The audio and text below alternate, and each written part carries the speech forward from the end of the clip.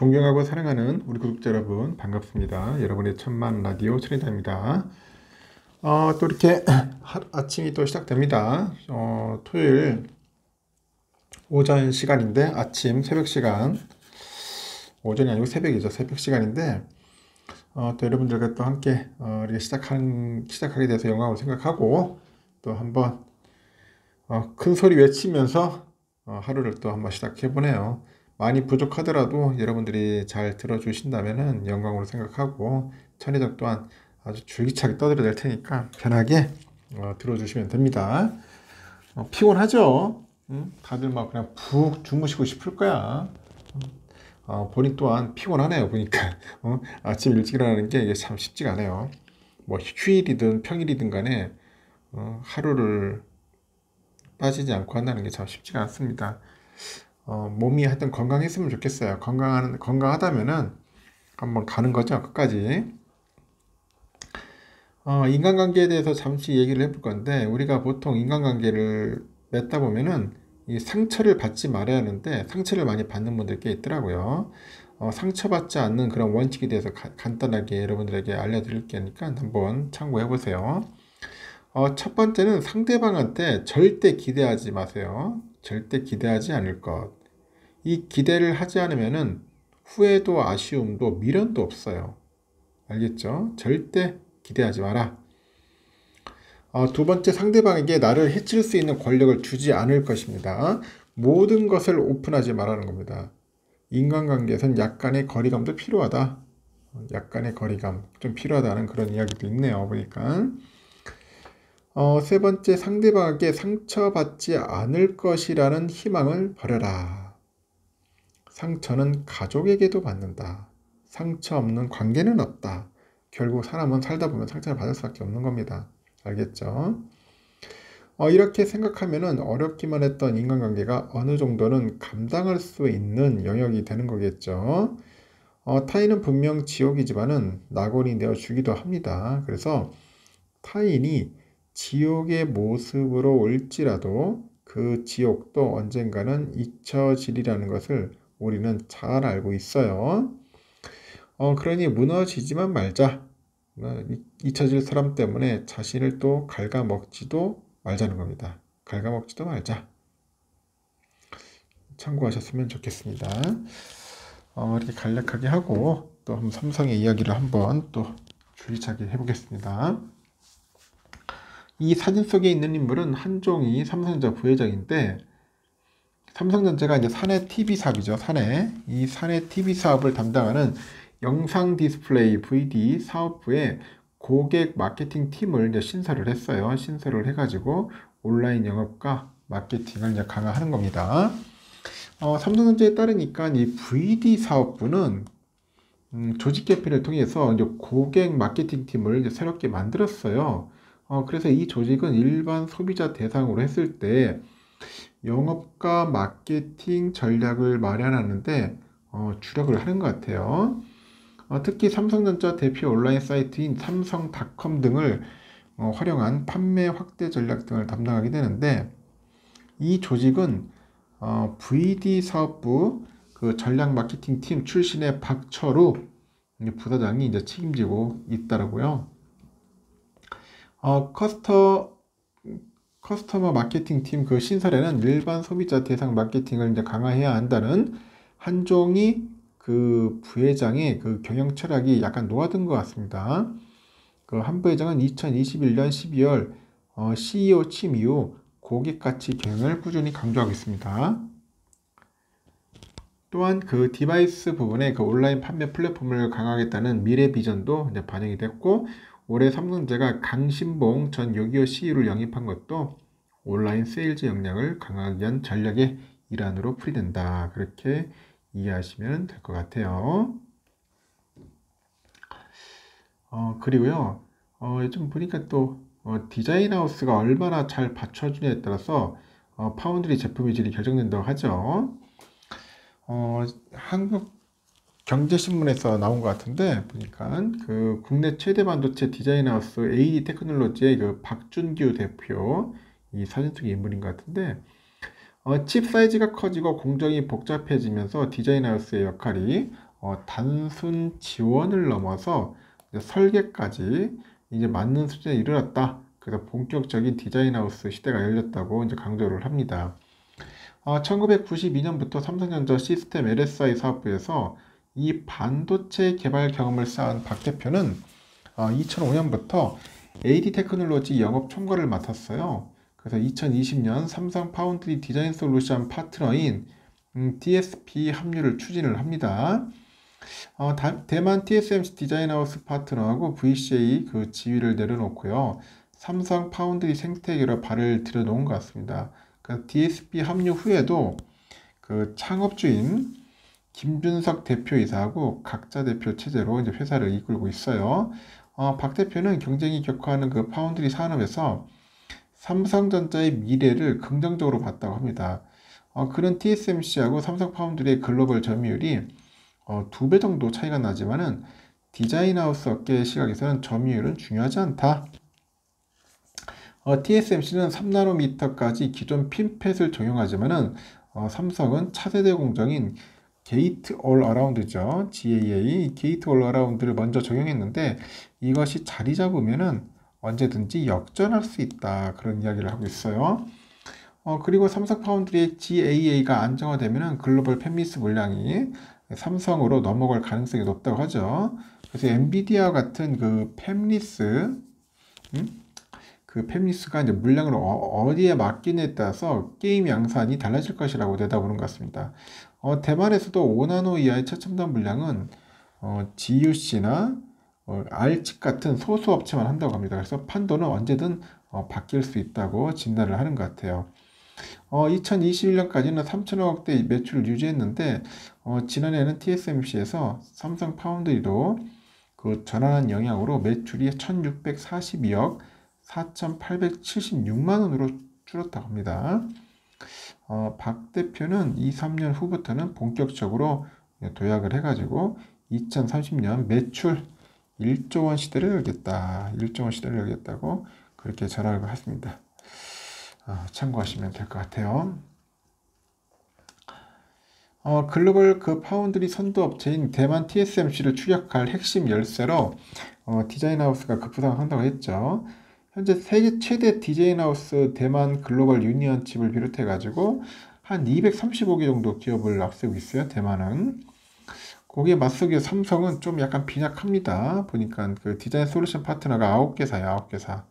그래서 경쟁적으로 이제 전문 인력 확보에 나서는데 지금 코스닥 그 시장의 상장사 AD 테크놀로지 방금 전에 했죠. 그 연내 한 100명 정도 신규 채용할 거라네요.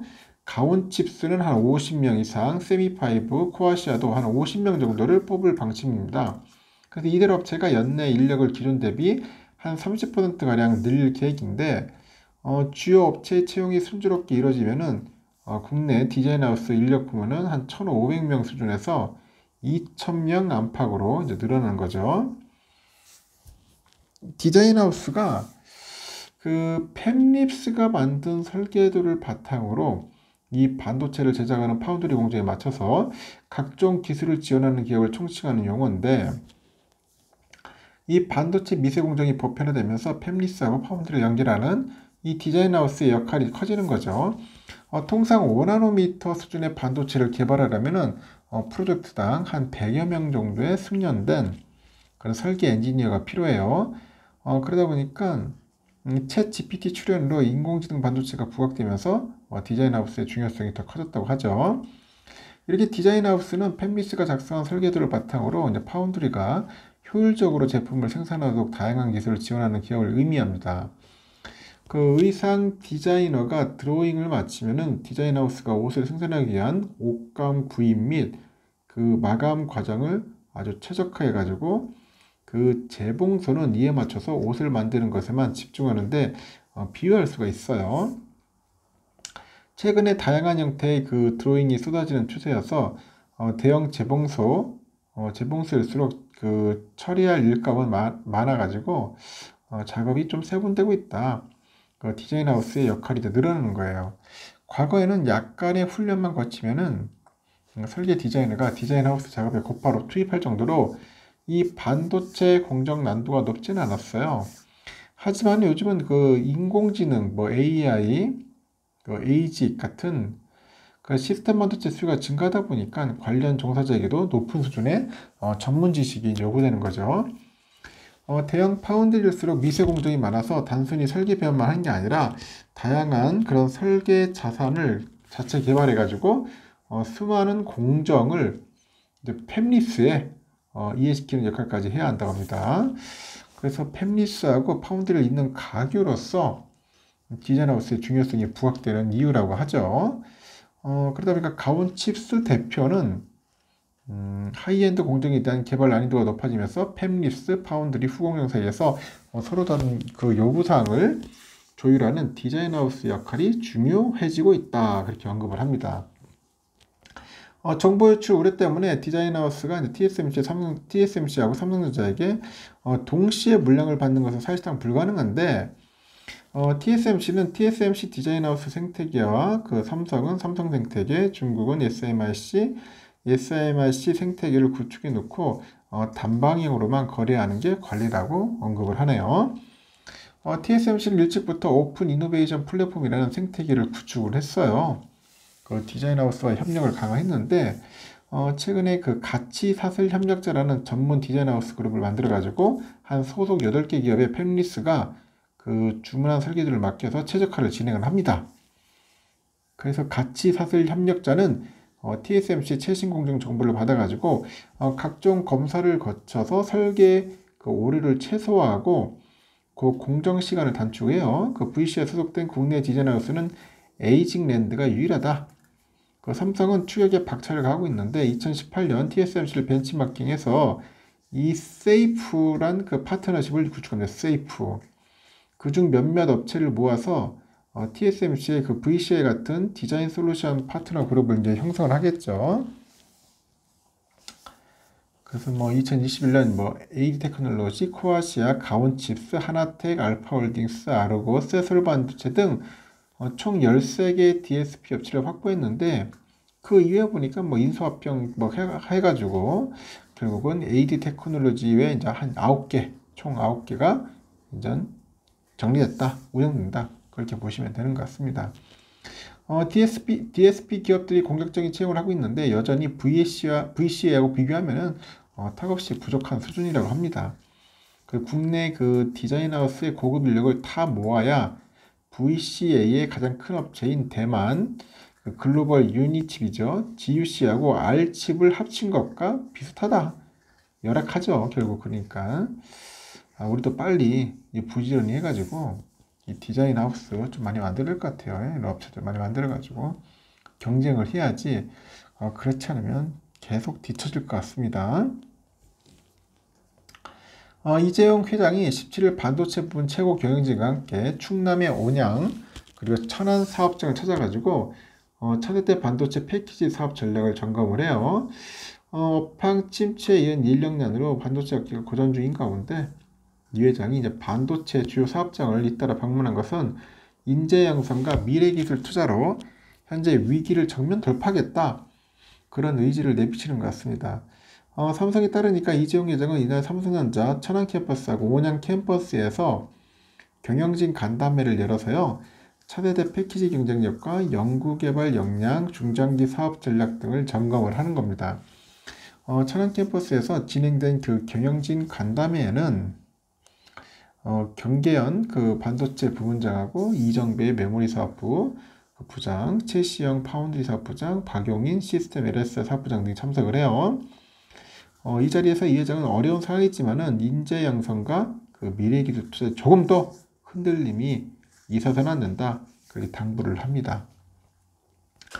이 회장은 이제 고대역폭 메모리죠. HBM하고 웨이퍼 레벨 패키징 등 첨단 패키징 기술이 적용된 천안 캠퍼스 반도체 생산을 직접 살펴봤어요. 이 반도체 패키지는 반도체를 전자기기에 맞는 형태로 제작하는 공정인데 이 전기 신호가 흐르는 통로를 만들어 가지고 외형을 가공해서 제품화하는 필수 단계예요.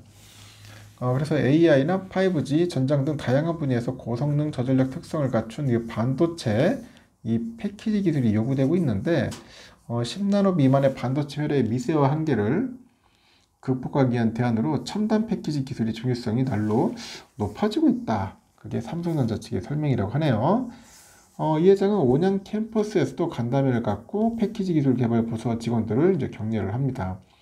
이 간담회에 참석한 직원들은 개발자로서 느끼는 자부심하고 신기술 개발 목표, 애로사항 등에 대해 설명을 했고요. 이 회장은 지금 임직원들의 헌신과 노력에 감사를 표하는 거죠. 이 회장은 회장 취임 후에 지역 사업장을 찾아가지고 사업 그 현황을 두루 살피고요. 지역의 중소업체와의 소통도 이어가고 있고, 회장 취임 후 광주 지역 중소기업 방문을 첫 행보로 해서 선택을 했는데, 그 이후에는 부산이나 뭐 대전, 뭐 아산 이렇게 차례로 이제 방문을 하는 것 같습니다. 역시 이재용 부회장, 이재용 부회장 아니죠, 이재용 회장이죠. 하여튼 열심히 뛰어다녀야 돼요. 자꾸 이 부회장 입이 좀 붙어 있는 것 같아서 죄송합니다. 실례하고요. 하여튼 이 회장이 열심히 해야 돼. 열심히 해야만이 살아남을 수 있다. 저는 그렇게 봅니다. 잘할 것 같아. 잘할 것 같아. 열심히 한다. 지금도 열심히 하니까 여러분들 너무 미워하지 마십시오. 본인도 얼마나 노력하겠습니까? 일단은 여기까지 하겠습니다. 여러분 좋은 하루 보내시고 오늘 토요일이니까 편안하게 쉬십시오. 또 듣고 주무시면 돼요. 나중에 오전에 뵙도록 하겠습니다. 여러분 감사합니다.